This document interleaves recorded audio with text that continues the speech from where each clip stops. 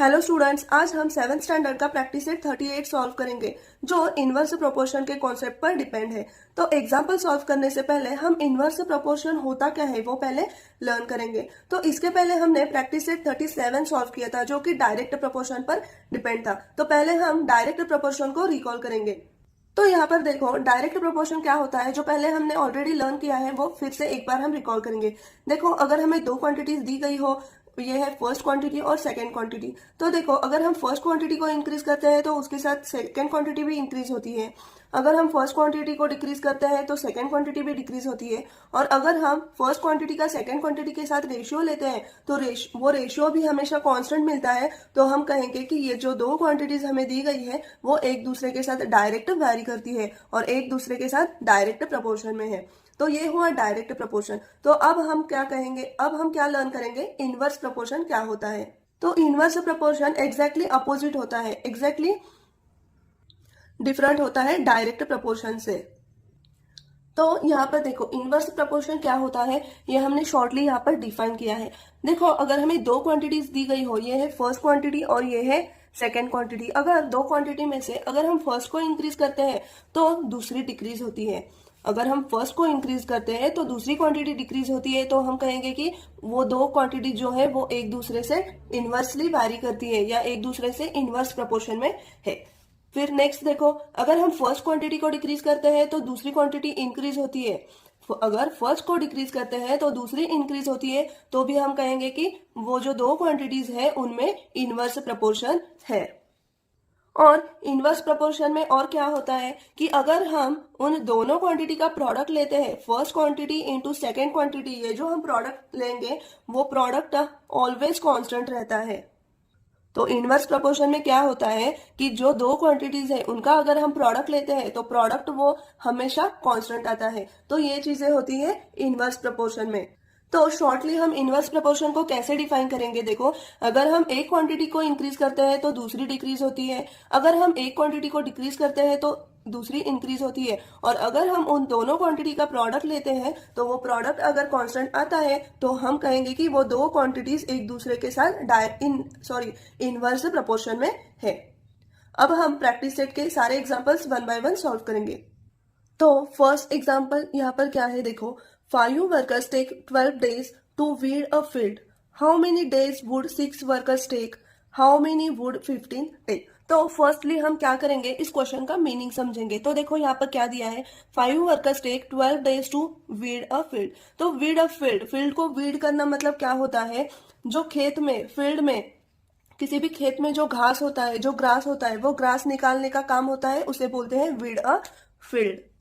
तो देखो, 5 वर्कर्स को मीन्स अगर 5 वर्कर्स होंगे तो उन्हें 12 डेज लगते हैं वो घास निकालने के लिए। तो 6 वर्कर्स कितने डेज में वो घास निकालेंगे ये हमें फाइंड करना है।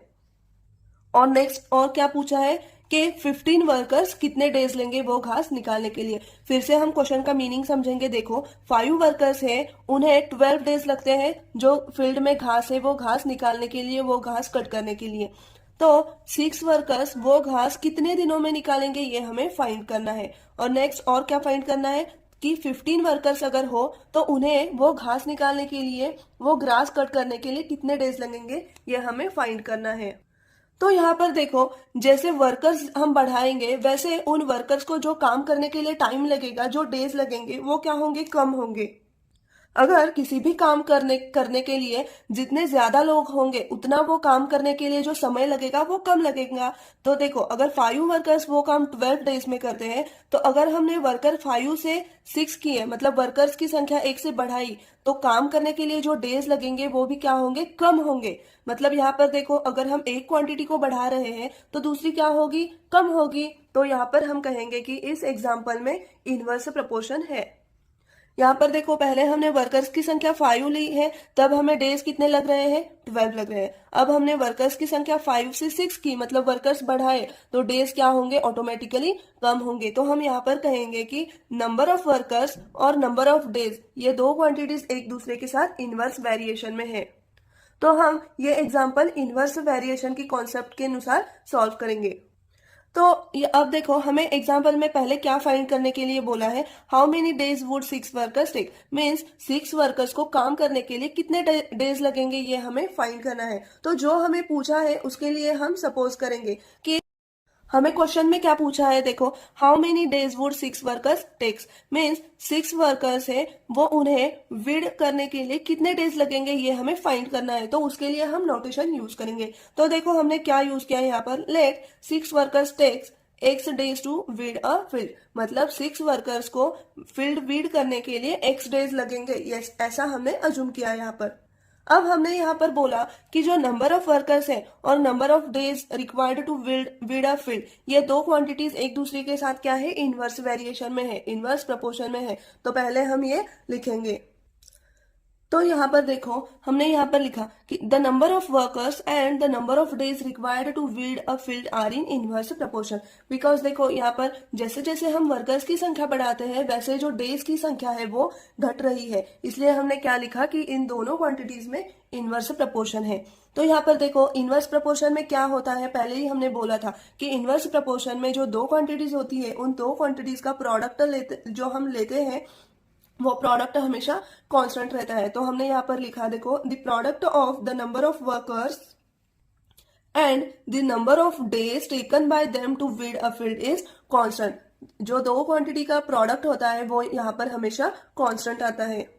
तो यहाँ पर हमने लिया देखो 5 into 12 is equal to 6 into x. ऐसा हमने क्यों लिया, बिकॉज इनवर्स वेरिएशन में दो क्वांटिटीज का प्रोडक्ट जो है वो हमेशा कांस्टेंट आता है, मीन्स इक्वल आता है। तो देखो जब 5 वर्कर्स है तो उन्हें फील्ड को वीड करने के लिए 12 डेज लग रहे हैं, तो प्रोडक्ट हमने क्या लिया 5 इंटू 12। और जब 6 वर्कर्स होंगे तो उन्हें फील्ड को वीड करने के लिए कितने डेज लगेंगे, उसके लिए हमने एक्स ये नोटेशन यूज किया है। तो प्रोडक्ट हमने लिया यहाँ पर 6 इंटू एक्स, और ये इनवर्स प्रपोर्शन है इसलिए जो ये प्रोडक्ट रहेगा वो हमेशा कांस्टेंट रहेगा, मीन्स इक्वल रहेगा। तो अब इसमें अननोन कौन है, एक्स है। तो हम ये जो इक्वेशन है ये एक्स के लिए सॉल्व करेंगे और अननोन एक्स की वैल्यू फाइंड करेंगे। तो यहाँ पर देखो हमें कैसे मिलेगा, 5 इंटू 12, देखो 5 12 से क्या मिलता है हमें 60 is equal to 6 into x 6 x. अब यहाँ पर देखो अननोन एक्स की वैल्यू निकालनी है तो एक्स को एक साइड में रखेंगे और ये जो मल्टीप्लीकेशन में 6 है उसको अपोजिट साइड में ट्रांसफर करेंगे। तो क्या मिलेगा देखो 60/6। तो नेक्स्ट देखो इसको हम अब रिड्यूस करेंगे इस रेशियो को, तो क्या मिलेगा 6 1 जार 6, 6 10 जार 60। तो क्या मिली वैल्यू यहाँ पर देखो 10 इज इक्वल टू एक्स। वो हम कैसे लिखेंगे, that is x is equal to 10। तो ये x क्या है, तो number of days required to weed a field by 6 workers, मतलब अगर 6 वर्कर्स होंगे तो उन्हें वो फील्ड को वीड करने के लिए 10 डेज लगेंगे। तो फाइनली हम कैसे लिखेंगे देखो 6 workers will take 10 days to weed a field, और यही हमें पूछा है क्वेश्चन में। क्वेश्चन में नेक्स्ट हमें क्या पूछा है देखो, how many would 15 takes, means अगर वर्कर्स हम 15 लेते हैं तो वो 15 वर्कर्स कितने डेज लेंगे वो फील्ड वीड करने के लिए, ये अब हमें फाइंड करना है। तो अब हमें क्या पूछा है, अगर हम 15 वर्कर्स लेते हैं तो उन्हें वो फील्ड वीड करने के लिए कितने डेज लगेंगे ये हमें फाइंड करना है। तो अब हमने क्या अज्यूम किया देखो, लेट 15 वर्कर्स टेक 5 डेज। तो अब हमें इक्वेशन कैसे मिलेगा, देखो पहले हमें क्वेश्चन में दिया था जब 5 वर्कर्स थे तो उन्हें फील्ड को वीड करने के लिए 12 डेज लगते थे। तो अब देखो अब हमने 15 वर्कर्स लिए हैं तो उन्हें फील्ड को वीड करने के लिए कितने डेज लगेंगे, इसके लिए हमने नोटेशन y यूज किया है। तो देखो जैसे कि इनवर्स प्रपोर्शन में हमने कहा कि जो प्रोडक्ट रहता है वो कांस्टेंट रहता है, तो वही कॉन्सेप्ट के अनुसार हमने कैसे लिखा देखो 5 इंटू 12, जब 5 वर्कर्स है तब 12 डेज लगते हैं, तो 15 वर्कर्स होंगे तो कितने डेज लगेंगे ये हम अब इस इक्वेशन से फाइंड करेंगे। तो यहाँ पर देखो हम 5 इंटू 12 वो एज इट इज रखेंगे और यहाँ पर देखो 15 इंटू वाई, इस y के साथ मल्टीप्लीकेशन में जो 15 है वो हम क्या करेंगे अपोजिट साइड में ट्रांसफर करेंगे। तो यहाँ पर 15 y के साथ मल्टीप्लीकेशन में है, अपोजिट साइड में जाएगा तो डिवीजन में आएगा, डिनोमिनेटर में आएगा। तो देखो हम कैसे यहाँ पर रिड्यूस करेंगे इस रेशियो को, देखो 5 1 jar 5 and 5 3 jar 15, 3 1 jar 3, 3 4 jar 12। तो क्या मिला रेशियो यहाँ पर देखो 1 इंटू 4 मीन्स 4 अपॉन 1। तो क्या मिला यहाँ पर, सिर्फ हमें 4। तो ये हम कैसे राइट करेंगे, देखो that is y is equal to 4। तो देखो यहाँ पर हमें y की वैल्यू क्या मिली, 4। और ये y क्या है, तो ये y मतलब नंबर ऑफ डेज है। 15 वर्कर्स को फील्ड को वीड करने के लिए जो डेज लगते हैं वो हम उसके लिए हमने y ये नोटेशन यूज किया था। तो फाइनली हम कैसे लिखेंगे, देखो 15 workers will take 4 days to weed a field, और यही हमें क्वेश्चन में पूछा है। नेक्स्ट एग्जाम्पल क्या दिया है, देखो Mohan Rao took 10 days to finish a book reading 40 pages every day. How many pages must he read in a day to finish it in 8 days? तो पहले हम यहाँ पर क्वेश्चन का मीनिंग समझेंगे। देखो मोहन राव जो है वो उन्होंने क्या किया है, एक बुक को रीड करना स्टार्ट किया है। तो वो अगर उस बुक के रोज एवरीडे 40 पेजेस रीड करते हैं तो वो कंप्लीट बुक रीड करने के लिए उन्हें 10 days लगते हैं।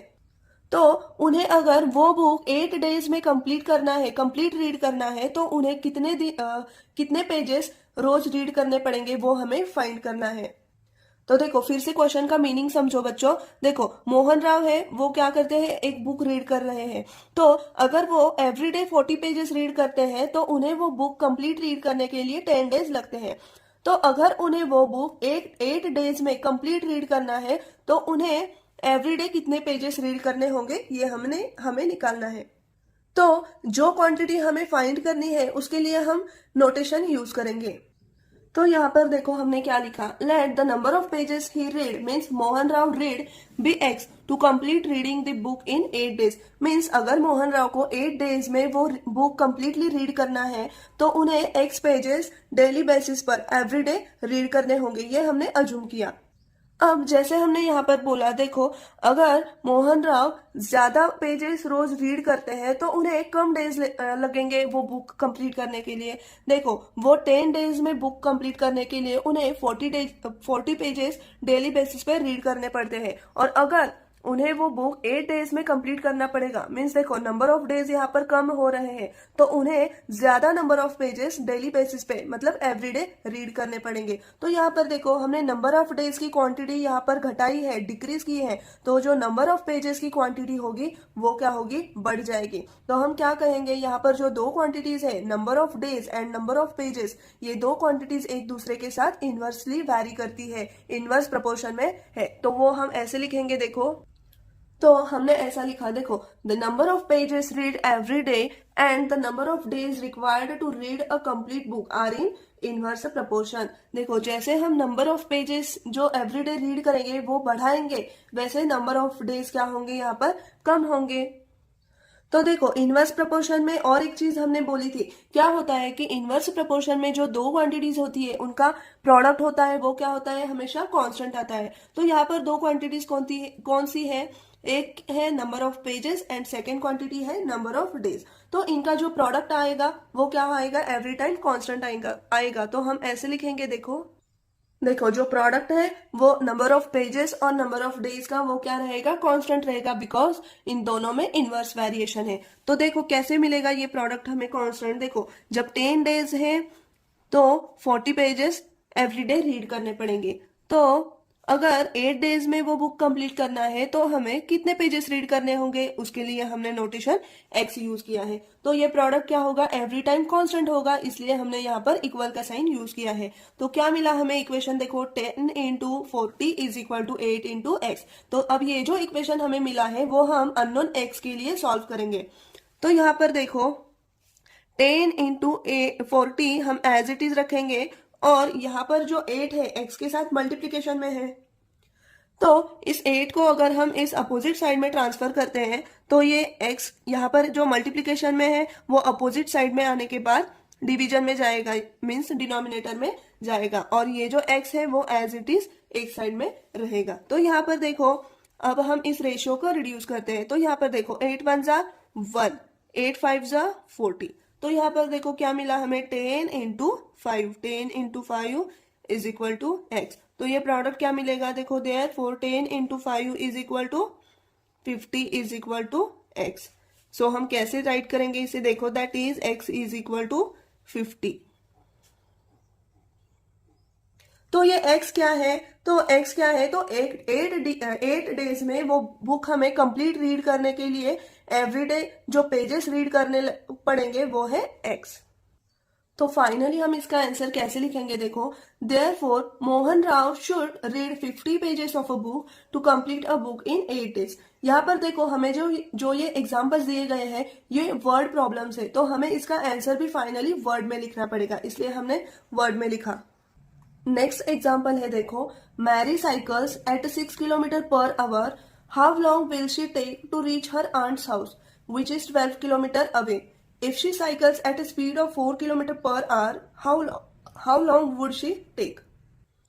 तो पहले हम यहाँ पर क्वेश्चन का मीनिंग समझेंगे। देखो क्या दिया है, Mary cycles at 6 kilometre per hour. देखो मैरी, ये जो है मैरी क्या कर रही है, 6 किलोमीटर पर आवर इस स्पीड से साइकिल चला रही है और उसे उसकी आंटी के घर जाना है जो उससे 12 किलोमीटर अवे है। मतलब उसे मैरी को क्या करना है, उसके आंटी के घर जाना है और वो आंटी का घर वो 12 किलोमीटर दूर है। तो अगर वो 6 किलोमीटर पर आवर से जाएगी तो उसे आंटी के घर पहुंचने में कितना टाइम लगेगा, ये हमें फाइंड करना है। और दूसरा इसमें क्या पूछा है, देखो, if she cycles at speed of 4 kilometre, अगर वो 4 किलोमीटर पर आवर इस स्पीड से साइकिल चलाती है तो उसे आंटी के घर पहुंचने में कितना टाइम लगेगा, ये हमें फाइंड करना है। तो फिर से क्वेश्चन का मीनिंग समझो। देखो मैरी जो है वो 6 किलोमीटर पर आवर से साइकिल चला रही है, तो इस स्पीड से अगर वो साइकिल चलाती है तो उसे उसके आंटी के घर पहुंचने में कितना टाइम लगेगा, जो उससे 12 किलोमीटर की दूरी पर है। अगर वो स्पीड 6 किलोमीटर से 4 किलोमीटर करती है पर आवर तो उसे आंटी के घर पहुंचने में कितना टाइम लगेगा। ये दो हमें चीजें इस एग्जाम्पल में फाइंड करनी है। यहाँ पर देखो क्वेश्चन में हमें दो कंडीशंस दी गई है। एक कि पहले मैरी के साइकिल का स्पीड क्या है, 6 किलोमीटर पर आवर है, तब उसे उसके आंटी के घर में पहुंचने के लिए कितना टाइम लगेगा, ये हमें फाइंड करना है। और दूसरी कंडीशन ये है कि उसके साइकिल का स्पीड 4 किलोमीटर पर आवर है, तब उसे उसके आंटी के घर में पहुंचने के लिए कितना टाइम लगेगा, ये हमें फाइंड करना है। और यहाँ पर देखो दोनों जो कंडीशंस दी गई है उसमें जो डिस्टेंस है वो मैरी के घर से उसके आंटी के घर का जो डिस्टेंस है वो दोनों कंडीशंस में सेम है, 12 किलोमीटर सेम है। तो हम क्या करेंगे, दोनों कंडीशंस में ये जो डिस्टेंस की क्वांटिटी है वो कांस्टेंट रखेंगे 12, और चेंज क्या होगा, यहाँ पर सिर्फ स्पीड में चेंज होगा। तो हम सॉल्यूशन में देखो ऐसे लिखेंगे, कंडीशन फर्स्ट। कंडीशन फर्स्ट में क्या क्या दिया है हम ये लिखेंगे। देखो स्पीड क्या दिया है, कंडीशन फर्स्ट में हमें स्पीड क्या दिया है, 6 किलोमीटर पर आवर, और जो डिस्टेंस है वो क्या है, 12 किलोमीटर।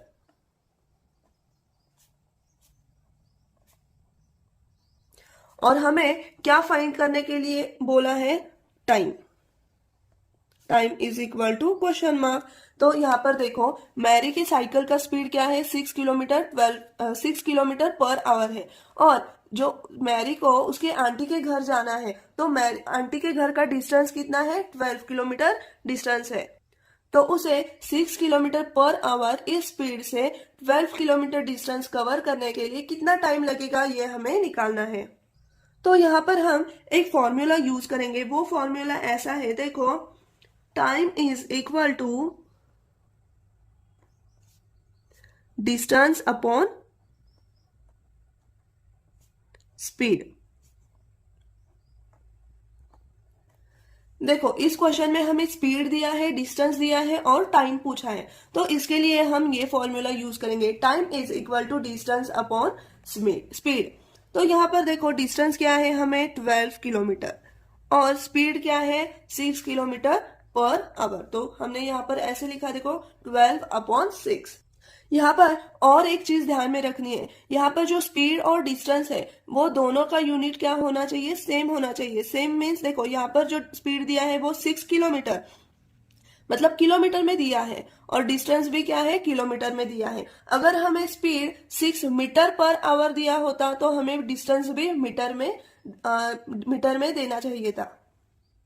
मतलब स्पीड और डिस्टेंस में जो यूनिट यूज करते हैं वो एक तो किलोमीटर होगा तो दोनों में किलोमीटर होना चाहिए, अगर मीटर हो तो दोनों में मीटर होना चाहिए, मीन्स सेम यूनिट होने चाहिए।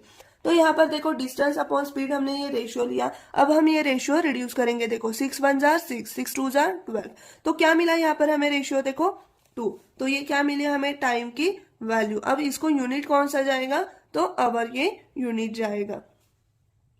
तो देखो मैरी अगर 6 किलोमीटर पर आवर इस स्पीड से साइकिल चलाएगी तो उसे उसके आंटी के घर पहुंचने के लिए 2 आवर्स का टाइम लगेगा। तो फाइनली हम कैसे लिखेंगे, देखो she will take 2 hours to reach her aunt's house.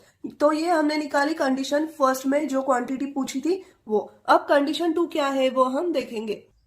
अब कंडीशन 2 में हमें दिया है, देखो साइकिल का स्पीड देखो क्या दिया है, 4 किलोमीटर पर आवर। तो अब हमें 4 किलोमीटर पर आवर से वो मैरी साइकिल चलाएगी तो उसे उसके आंटी के घर में पहुंचने के लिए कितना टाइम लगेगा ये हमें फाइंड करना है। और देखो कंडीशन 2 में भी जो डिस्टेंस 12 किलोमीटर है वो कांस्टेंट ही रहेगा। तो हम कैसे लिखेंगे, यहाँ पर देखो speed is equal to 4 kilometre per our.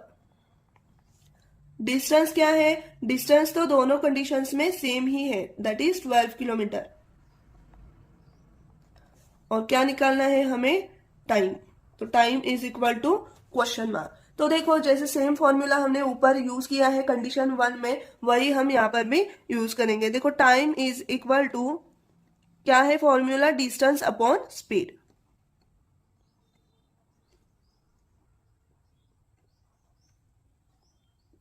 तो देखो डिस्टेंस की क्या वैल्यू है, डिस्टेंस है 12 किलोमीटर तो हम लिखेंगे 12, और स्पीड क्या है 4 किलोमीटर तो हमने यहाँ पर लिखा 4। तो देखो अब इस रेशियो को हम रिड्यूस करेंगे तो क्या मिलेगा, देखो 4 1 जार 4, 4 3 जार 12, तो क्या मिला यहाँ पर 3। और इसे यूनिट कौन सा जाएगा, आवर्स, क्योंकि जो हमें यहाँ पर स्पीड दिया है वो भी किलोमीटर पर आवर दिया है, इसलिए इस टाइम को यूनिट क्या जाएगा, आवर। तो देखो क्या मिला हमें यहाँ पर, time is equal to 3 hours. So finally हम कैसे लिखेंगे, देखो she will take 3 hours to reach her aunt's house. Next example है, देखो the stock of grain in a government warehouse last 30 days for 4000 people, how many days will it last for 6000 people. तो पहले हम यहाँ पर question का meaning समझेंगे। देखो the stock of grain, stock of grain means क्या, जो अनाज हम स्टोर करते हैं उसे बोलते हैं स्टॉक ऑफ ग्रेन।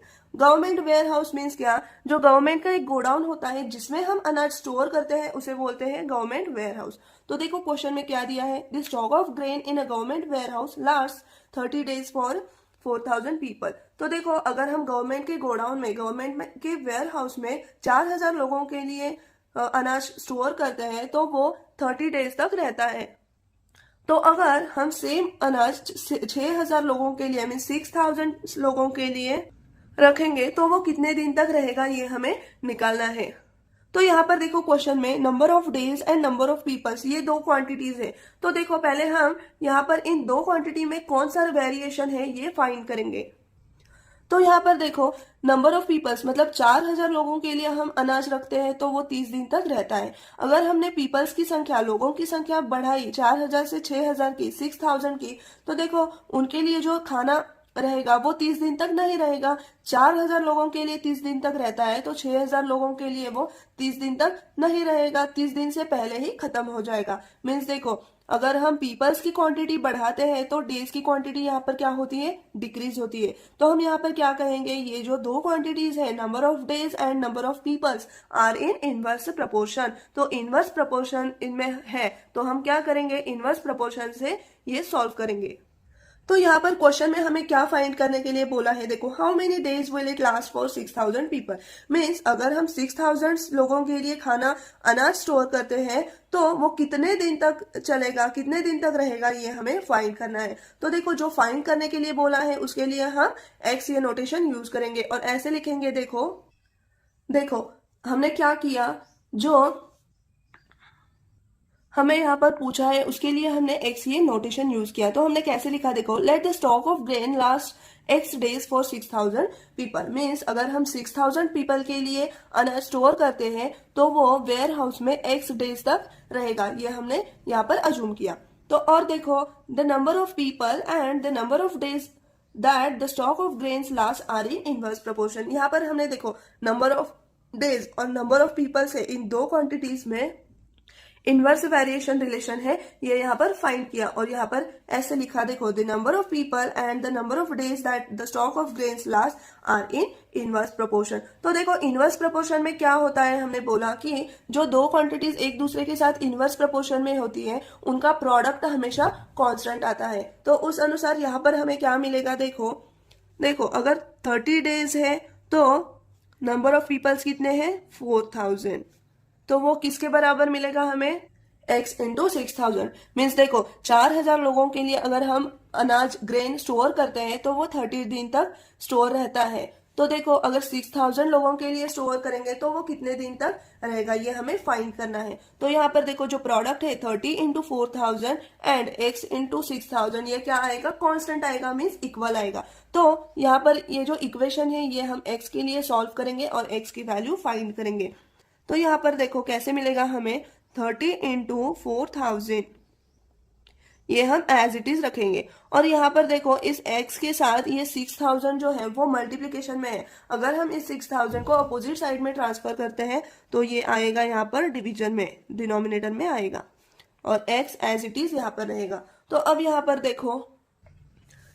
देखो अब हम कैलकुलेशन करेंगे। देखो ये 3 जीरोस को, ये 3 जीरोस कैंसिल हो गए। अब देखो 2 2 जार 4, 2 3 जार 2 3 जार 6, तो यहाँ पर क्या मिला, देखो 3 मिला। अब देखो इस 3 से क्या करेंगे, इस 30 को डिवाइड करेंगे, 3 1 जार 3 एंड 3 10 जार 30। तो यहाँ पर क्या मिला हमें, देखो न्यूमरेटर में 10 इंटू 2 और डिनोमिनेटर में 1 है तो उसे लिखने की जरूरत नहीं।